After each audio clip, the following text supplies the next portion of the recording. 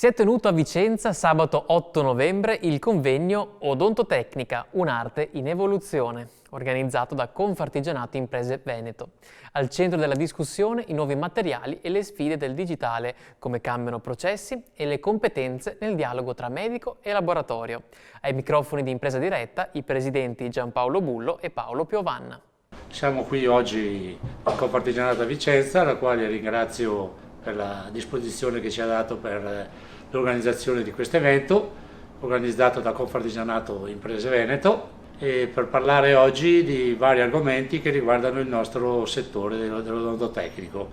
passando da quanto riguarda dove sta andando il nostro mercato a livello non solo italiano ma anche europeo, poi passando anche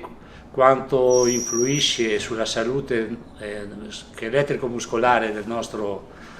lavoro, con la nostra postura, e poi anche la parte tecnica per quanto riguarda nuovi materiali, converti system e nuovi approcci alla tecnologia digitale con rilevamenti individuali persona per persona con il sistema Itaca Lab, che è un sistema completamente nato, prodotto in Italia e in Veneto. Sono nuove tecnologie che ci aiutano nel nostro lavoro, smaltire più velocemente il lavoro, essere più precisi, alleggeriscono tantissimo il